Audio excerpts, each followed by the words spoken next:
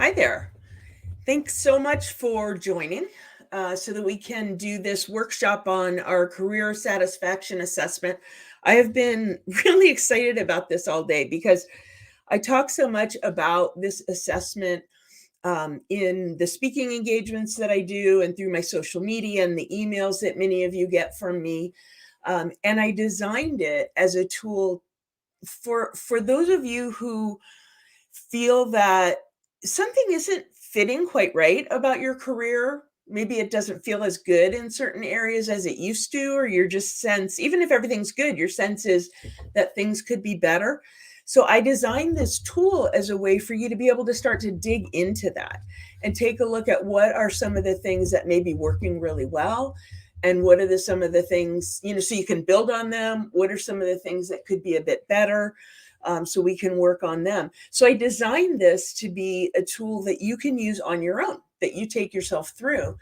I don't usually get the opportunity to take you through it and go on that journey with you. So I'm really excited about doing that with you today. Whether you're here with me live or you're watching afterwards, thanks for making the time and wanting to go through this journey. This can be a resource for you to be thinking about after too. So the first step is go ahead and download the assessment if you haven't done that yet. You may have it. It may be something that you've worked through and that you have in your files, which is great. But if you haven't downloaded it yet, the link will be in the comments. And so go ahead and do that. What you need to do is click on the link, and you'll need to just put your email address in. And what I do with that is I add you to my email list so that you can get communications from me. That's the little exchange we make for you to get the assessment. And then you can download it right away. You're not going to have to go out and check for it in your inbox. It'll be right there. So go ahead and download that. Let me tell you a little bit about what we're going to be doing today.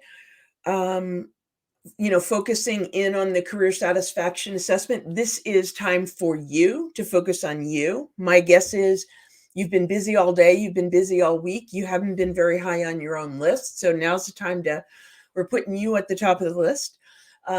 If you can, try and reduce the distractions. Turn your phone over. I got my phone turned over so that it's silent and I don't even see who's calling me. Close other windows if you can. Do what you can to really invest this time in yourself. And just, let the rest of the day go away and try and take a deep breath and just be here focused on this, because I'm excited for you to invest this time in yourself and really focus on what you need and what can make you happiest going forward. A little bit about me. Many of you know me, but if you don't, my first career was 30 years in the pharmaceutical industry. Every commercial job from sales rep all the way up to franchise head, running some pretty big businesses in the US market. Love sales, love marketing, love bringing it all together. And as my experience was I loved nearly every day of that career until one day I didn't. I just felt like I had gotten so high up in a big organization, I was too disconnected from the mission that drove me, which was the good we did for patients. And the way I knew that all of a sudden it didn't fit anymore was, instead of jumping up before my alarm, I was hitting the snooze button. And it was a real signal for me to take a look at what was going on in my own career. Again, another thing that drew me into this business and helped me, it led me to developing this career satisfaction assessment, which, as I'm talking, go ahead and download it if you haven't done that. So knowing that I needed to make a change, I took a look at everything that I've learned in leadership, in business, and my love of helping and mentoring others, and really took that and pivoted on that. And now I'm using all of that experience combined with my coach training to help other people achieve their goals. And that's lined up with what we're doing today, is taking a look at this career satisfaction assessment. So what we'll do is we'll go through the assessment workshop style. You'll have a chance to think about what each of these pillars means for you. How do you assess your own score on it? And then as we get towards the end, after we've moved through the pillars, we'll do a little bit of action planning. So it'll give you a little taste for how you could take yourself through this assessment. And sometimes, the support that a coach can offer in helping you move to action and hold yourself accountable. So with that, let's go ahead and dive in. Again, I'll repeat if anybody's just joining us. Go to the link in the assessment, download that, and you can have that in front of you. I'll have it up on the slide, so if you haven't downloaded it, it's fine. You could do it after, but even better for you to have that up there for yourself. So let's go ahead and dive right in. So this is what the assessment looks like. And it's a wheel built on 8 pillars that I have identified as the areas that I find either supporting a really satisfying career in my clients, or some areas that might be lagging a little bit. So these are just themes that I have found in all of the clients that I've been working with over the last 5 years. Things that really do support satisfaction in all areas. So if you were doing this on your own, you just think about your career as a whole and go through these individual pillars and rate your level of satisfaction on each of these 8 dimensions. And I use the scale here of 1 is completely dissatisfied and 10 is practically perfect, which I've shamelessly stolen from Mary Poppins. So let's just dive in and get started. Let's start with making a difference, because this is one that I mentioned to you made such a difference for me in my own career, and was one of the things that when I felt a shift in things, I realized was missing. So the thing that, before I launch into actually description of it and what it means to me, take a moment and think about the pillar of making a difference.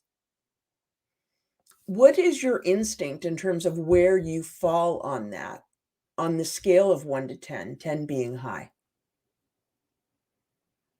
How important is it to you? And where do you find that you're falling on that pillar?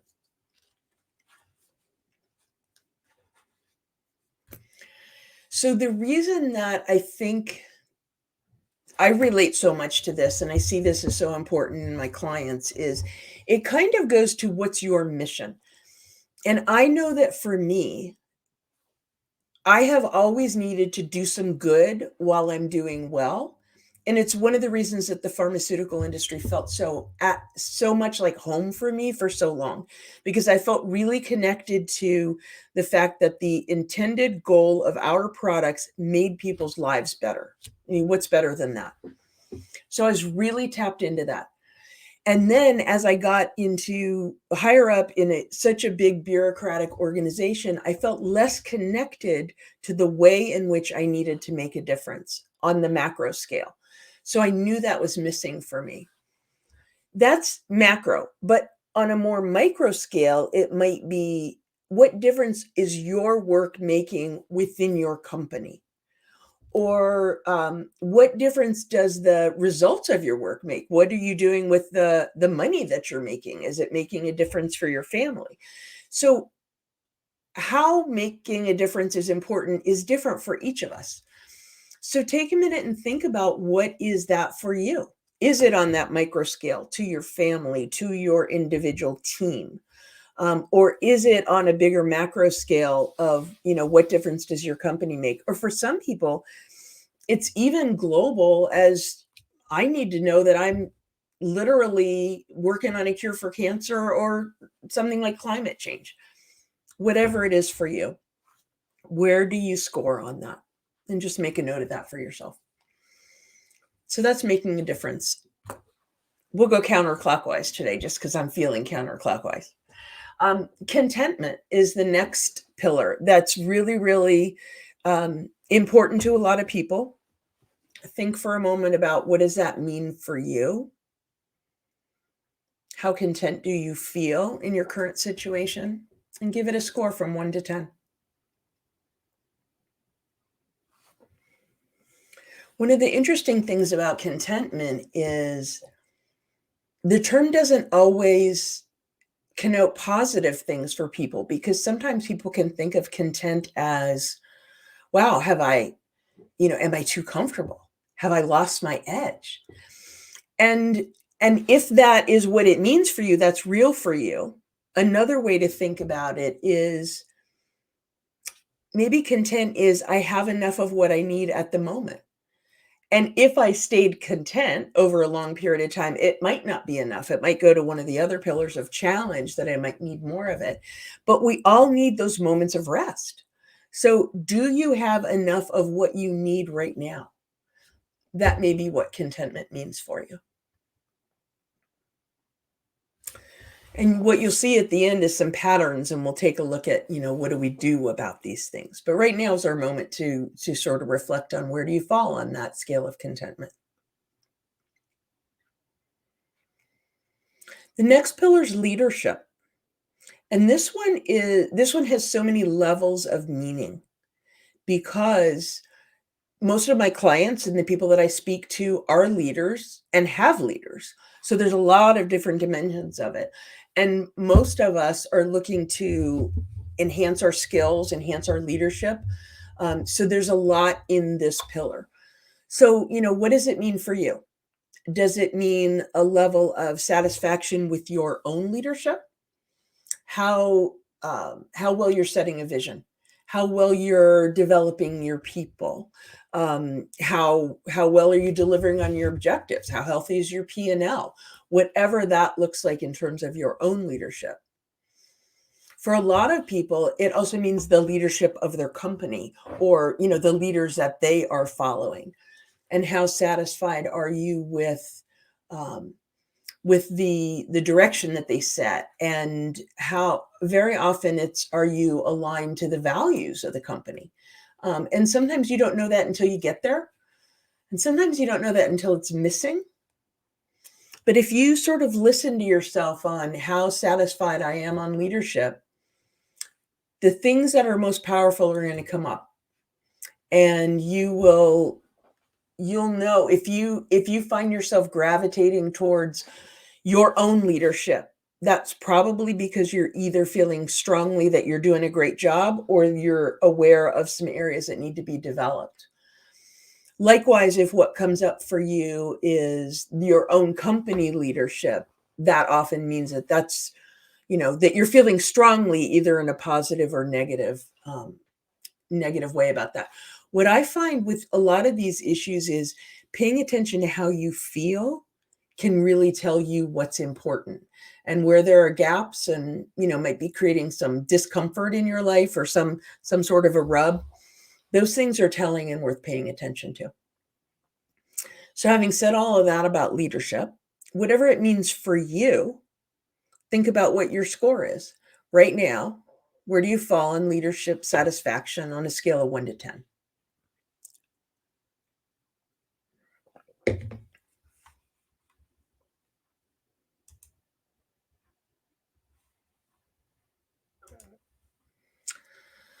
So, next goes connections. This is another one you're going to hear me say all throughout the wheel. Well, what does it mean to you? I have a lot of clients or people that will get my satisfaction assessment and may have some questions, or want to provide some feedback, or share where they landed on something. So they send me an email. I love that. But a lot of times, people who are, they'll say, well, what did you mean by connections? And my response often is, well, what did you mean by connections? Because something like connections is a very broad concept. And it might mean your connections to the people that you work with directly, your connections to your customers, your connections to the leadership in your company, your connections to your friends. I mean, we've all been limited in the way we can connect on a in-person level the last couple of weird years. So what does the assessment mean by connections is way less important than what do you mean when you think of connections, and how did you rate it? So think about what is important to you about connections. Um, is it is it the things that I listed? Is it your direct team? Is it your company leadership? I've had clients in the past and people that I've worked with that feel good about their work, but if they don't feel connected to the team leadership and they don't feel known by them and they don't feel that they have a voice, they may be less connected to another one of the pillars of making a difference. So maybe it's that aspect of connections that are important to you. Um, Another thing to keep in mind is what the your level of satisfaction is a result of it's kind of an equation of how much do you need it and how satisfied are you mean in that level, meaning my need for connections, what I might rate as a 9 might be very different than what you might rate as a 9 because my need for connections might be different than what you need. And the whole point is satisfaction. So it's about, are you getting what you need? And where there are bigger gaps, those are opportunities for us to do something about it.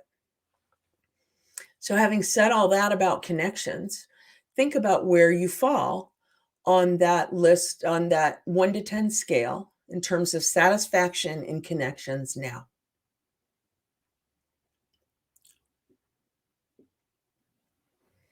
Okay, now let's move on to fun. I love this pillar. Actually, I love all the pillars. It's like having kids. How do I pick which one? Although I only have one kid, so it's kind of hypothetical for me. But I love fun. Are you having fun at work, and how important is it to you? In your career, do you find it fun? And what fun is so different for different people. Is your work exciting to you? Is your work energizing to you? If you answer yes to those things, you're probably finding a lot of things about it fun. So, what does your gut tell you on where you're falling on that scale now of 1 to 10 on the fun scale? That might be, the connections you have with others and literally having fun, laughing and engaging and connecting with people in that way. That's fun. Or it might just be the fun you find through your work. Is it putting wind in your sails? If so, you're probably finding that fun. And sometimes if you're not, you can build that out in other areas of your life. But when you think about your career right now, where you are, where do you fall on the fun scale?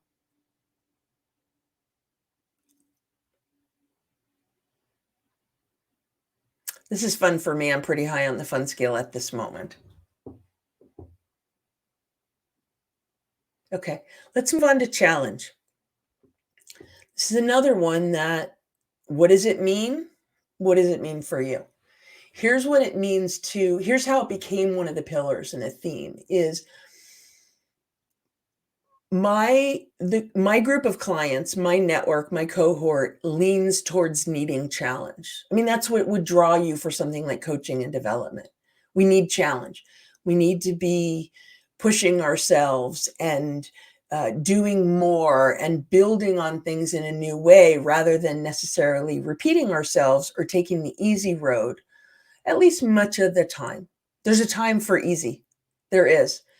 But easy all the time often isn't enough for folks that resonate towards something like this satisfaction assessment. So, think about where are you on this satisfaction scale 1 to 10 on challenge. Again, is a result of what do you need and how much of it are you getting? If you have a real high need for challenge, you're going to view this a little bit differently. And challenge is one of those things like the one of the ways that I relate to it is when it was time for me to leave corporate for a lot of different reasons. I did some soul searching on what was I going to do next. And I knew it was time for me to leave and I didn't know exactly what I was going to, but I knew myself well enough to know that if I let myself get bored and if I felt too low on the challenge scale, good things were not going to happen. I was at risk of jumping at the wrong job. I was at risk of making decisions just to dial up the challenge. And so I knew that I had to make sure that didn't happen. And so what that meant for me was starting my own consulting business so that I stayed engaged and I stayed challenged during that gap year, if you will, which is almost the way I thought about it. And then it ended up one of my clients hired me and led me on my next journey. So it all worked out. But the point is, I knew myself well enough to know that challenge is so important to me. I had to pay a lot of attention to that during the transition. And part of it was not losing myself. To go from a really busy, challenging position to nothing, I was afraid I'd get whiplash and I would lose myself in the process. So I put that in place to make sure I stayed dialed up enough on the challenge scale because that's so important to me. At another time in my life, maybe that would be different. And I have these conversations with clients all the time. Are you getting what you need? What do you need at this point in your life? How do we make those two things match? So where do you fall on the challenge scale now?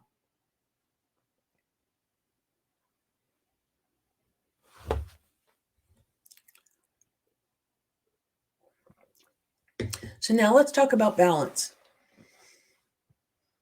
Where are you on the 1 to 10 scale in terms of balance? And this is another one that has a lot of different meanings for a lot of different people. A lot of my clients talk about balance in terms, we tend to talk about work-life balance. I don't love that term. I love the concept. I don't love that term because I think it's all our life. If we're lucky, if we're engaged by our work, we don't want it to have just this little, you know, be a little part of our lives. It is our life, to a great extent. Likewise, when you're working, you're not completely divorced from whatever's going on in your life. So again, love the concept, don't love the term, but what does balance mean for you?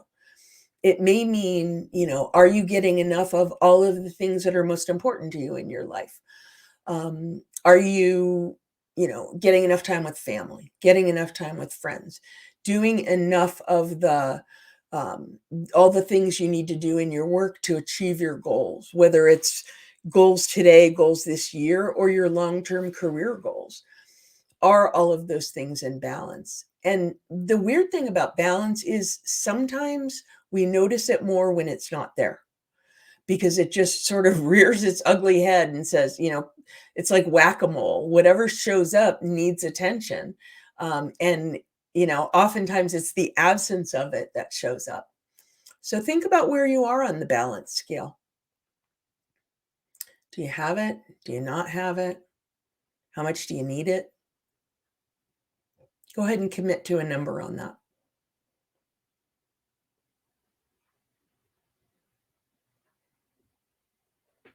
Okay. Then let's talk about growth. This is one that in many ways, a lot of them add up well, they're all so interrelated. I could make a case for this for many of them. But growth is really, are you stretching yourself? Are you achieving your potential? Are you getting the things you need to get where you want to go, to take the next step? And it's interesting because growth is important in different ways at different times in your career. Early on, the importance of it is maybe more obvious because we have so much to learn. No one's born knowing all the things we need to know to get where we want to go. You learn them by experience, you get through them.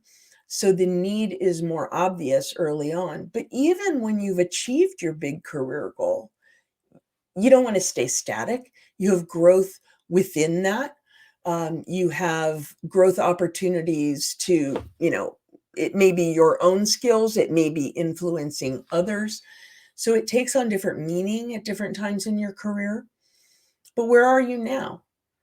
Are you satisfied with your growth? Where are you on that scale of 1 to 10? This is one that showed up for me at a point in my career too. I had an interesting experience where when I achieved what was my big career goal, it was amazing. And I had so much growth within the role that I needed to focus on. But once I sort of I won't say master because you never master such a big job, but once I got comfortable that I knew what I was doing there, I felt there was something missing because I didn't have that big next growth goal. And so I needed to think about it differently and really grow within the role that I was in. So that's another example of how it takes on different importance and looks different at different times in our lives. Okay, so we've been through all of the 8 pillars. Hopefully, you've had an opportunity to reflect on them and put down your thinking on where you are. Remember, this is not graded. This does not go on your permanent record. You can change these numbers at any time, but it's good to kind of put a stake in the ground so that you can think about what you want to do with them. So let's move on. Taking a look at the assessment that you just did, on which dimensions did you score a 9 or a 10? And maybe if you didn't have any 9s and 10s, which ones scored the highest for you? Take a look at those, and if you've been making notes, if you had the assessment printed out, circle them or just make a note of what they are. Think about, why did they score so high? Maybe one in particular for you that came up if you had a 9 or a 10 on, making a difference or challenge, whatever it was for you. Why did it score so high? Were you was it that you had exactly the right amount of whatever amount you needed of that? Is it something new? Is it something that's been the case for a long time? Think about, why did it score so high, and what situation is allowing you to consider that a 9 or a 10? And the great thing about that is being in touch with that and understanding that can allow you to build on it. And that's really important. I think our natural tendency is to look at, wait a minute, where are things low? Where do things need to be better? And that's important, and we'll get there. But the reason that we're starting with what's really high, why does it score so high, and what you can do to build on it is, it's starting from a strength, and it's showing, if you're here, you've achieved certain things in your career. You have a lot to build on. And it's really important that we recognize that. There's things we can learn from it. There's things that we can look at to replicate. And it also feels really good to think about the things that are going so well. You've achieved a lot, and it's not by accident. So let's take a moment to celebrate that.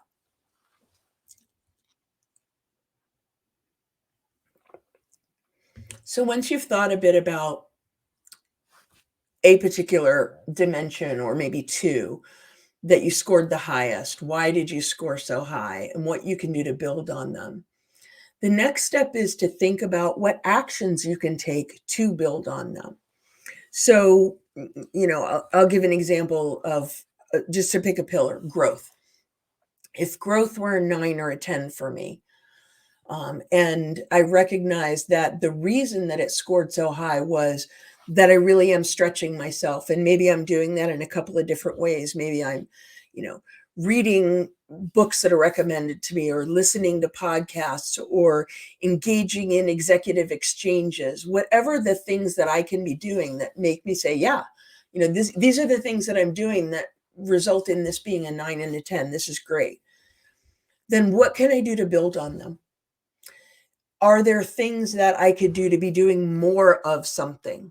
If executive exchanges are really valuable to me, can I be networking with additional people? If there's certain, using some of my time to listen to podcasts or whatever, as an example, can I be doing more of that? Can I ask people that I network with, what are they listening to? So what can you do to build on that? And identify one thing that you can do. And then break it down to, what's the first step? So in my example of these executive interactions that I'm having are really valuable. and I want to do more of that. What's the first step I could take? The first step I could take is maybe to talk to the people that I speak to and ask them who else I should speak to. Do they know someone else that I should connect with?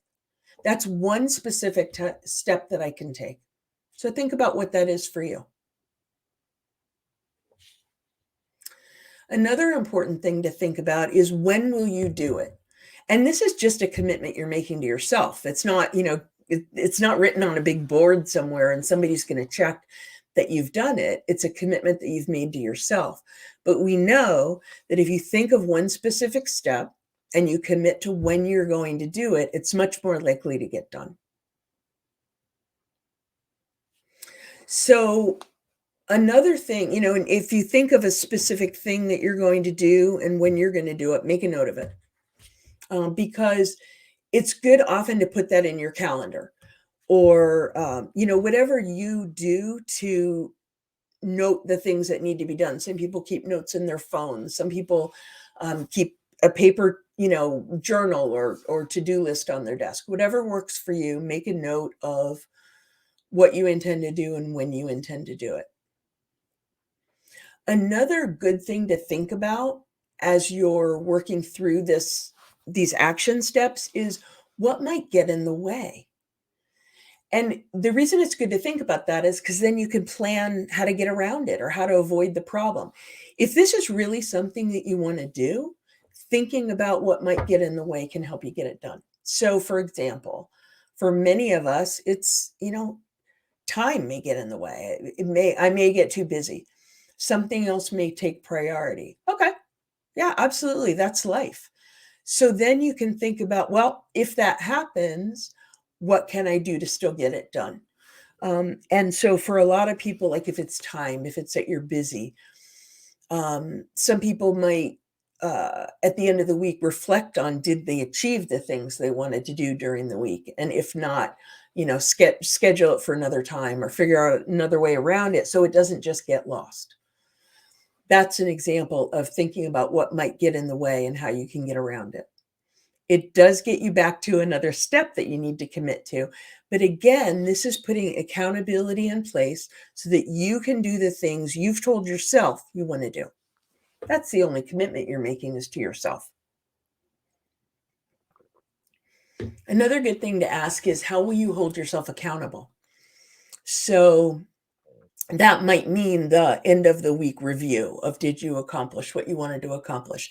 That might mean committing, I'll call it publicly, that you wanted to do something. And by public, that just may mean sharing it with somebody else or, um, uh, you know, feel free to send me an email and tell me that it's something that you intend to do. Sometimes putting a public stake in the ground in that way can help you hold yourself accountable. Some people are really motivated, and just knowing within yourself that you'll get it done is enough. But many of us need a little bit more accountability. It enables us to sort of make that public commitment, be able to have someone or some vehicle for celebrating when you achieve it, holding yourself accountable to make sure it gets done if you don't do it. And look, sometimes I have this discussion with clients all the time. They may make a commitment that something that they want to get done, and the next time we meet, did that happen? And if the answer is no, okay. Is it still important? Does it still belong on your list? And if so, how are you going to make that happen? So again, this is just putting some tools in place so that you can get the things you want to do done. Okay. So that's the ones that scored a 9 or 10. And feel free to replicate this. You've probably been working with one particular pillar that scored a 9 or a 10 or whatever was the highest for you. You likely have many of the 8 that scored high. So replicate that process for yourself. Think about what you can do to build on it. Why is it important to you? What can you do to build on it? And then go through these action planning steps. It could pay dividends for you. Okay, so now let's think about, we've built on what are the things that are working really well. How can you build on those further? But it is really important for us to also take a look at the areas that scored lower. These are things that may be making themselves known to you in ways that they're uncomfortable or there's some sort of a mismatch for you. So taking a look at the areas where you scored lower is important too. We're going to do that next. Note for yourself which dimensions scored, maybe ones, twos, or threes, or whichever scored lowest for you. If you're really lucky, 7 might be low for you. Whichever ones, there may be opportunities to improve it. Unless you scored 10 on everything, there's an opportunity for improvement. And it would really surprise me if anybody scored a 10 on everything. And if you did, oh my gosh, I want to talk to you for sure. You'd be very unusual. So pick one dimension that scored low for you and think about, why is that? Why did it score low? If it's something that is an area that's really important to you that you're just not getting enough of, or is it something that maybe something is, there are situations where something's not as important as the activity around it, so the balance is just off. Whatever it is, it might be something that's sort of within you. It might be the situation that you're in. And here's a difference in terms of a question that you would ask yourself in the action planning process for things that score low versus the things that score high. There's a couple differences. One is, think about what difference would it make if you were able to bring that up 1 or 2 points. This is really important because this can go to your motivation. If it makes a big enough difference, you will get it done. So think about, why does it score so low? And what difference would it make if you were able to bring it up 1 or 2 points? Then once you've gone through that, another question that's different about the ones that are lower versus the ones that are higher is, how willing are you to do what you need to do to bring that up, to make that change? And that may seem like a funny question because on the surface you go, well, wait a minute, if this is going to make me more satisfied, of course I'm willing to do it. But be honest with yourself. Sometimes it takes a lot of work. Sometimes it might not seem worth it. You may be feeling complacent. Like, this is between you and you. So any answer is fine, but be honest with yourself, because if you're not willing to do it, it's just not that important, then stay where you are. But if you are willing to do it, there's some action steps you can put in place to close those gaps and to bring that satisfaction level up. So let's assume that you're willing to bring it up. What can you do to bring it up 1 or 2 points? I can think of, say, leadership. If leadership was feeling low for me at a particular time, it might be that I'm in a situation where I'm not able to exert the leadership in the same way. I mean, my world is so different in this career now than it was, when I was in corporate and I was regularly, speaking to on the stage, speaking to a couple hundred people, or, managing big P&Ls and having a lot of people in my organization. Leadership looked and felt very different then than it does now. It's important to me, and I've had to create a different view on that and define it differently now. So that's one example of, the importance can be different at different times in your life, and how that might show up for you. And that sort of redefinition was an important part of me personally dialing it back up.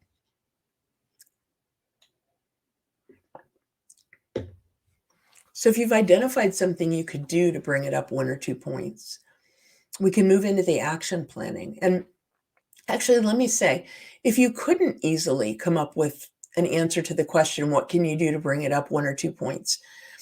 Don't feel bad. Don't feel that somehow you should have an answer. This may be an opportunity for you to work with somebody on this.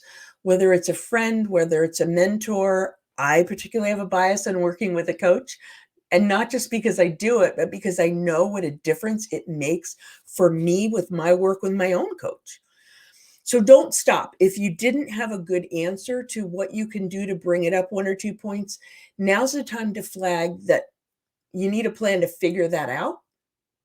And that's often getting out of your own head and working with someone else on that, whoever that is. Okay, so that might be your action. Your action might be find an answer to this question. Good for you. That's a great place to be. But if you were able to answer the question, what can you do to bring it up 1 or 2 points? Now let's identify what's the first step. If it's a grand goal that, what I could do to bring it up 1 or 2 points on leadership might be, I can take a leadership course, for example. That's great. But the first step is find out what leadership courses are available. Find out what the application process is. Find out if my company will pay for it. Like, that's a first step. It's not take the program. It's what's the first step? When will you do it?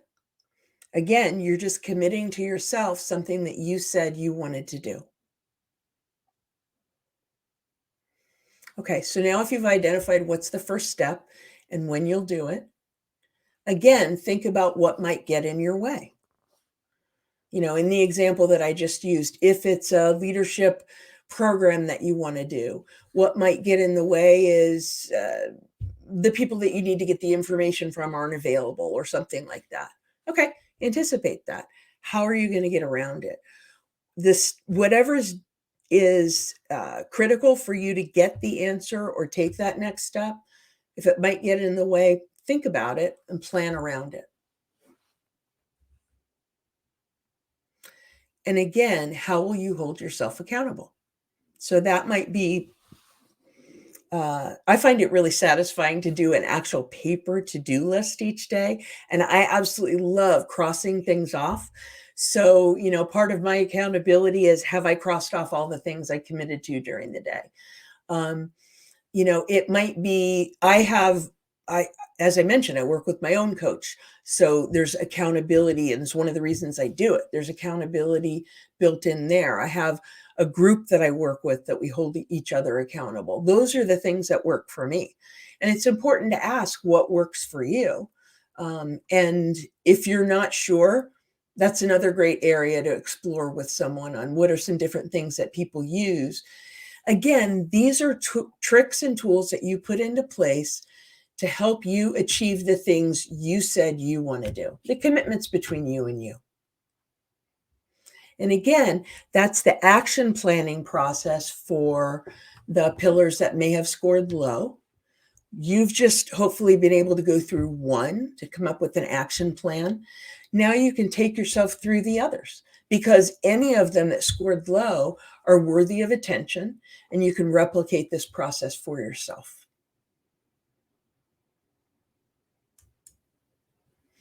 So hopefully going through that exercise was helpful for you. It was so much fun for me to be able to take you guys through it. As I said, what I see is this tool's available, and people, click on a link that they got from some interaction with me, a speaking engagement or something they saw on social media. And I do get to see the names of the people, or at least the email addresses of people that get it. I get counts. I know how many people sign up for it in a week, but I never get to work through it with people. So it was a lot of fun for me to do it. Hopefully, it was a really helpful process for you that you can replicate as you need to. But don't let it stop there.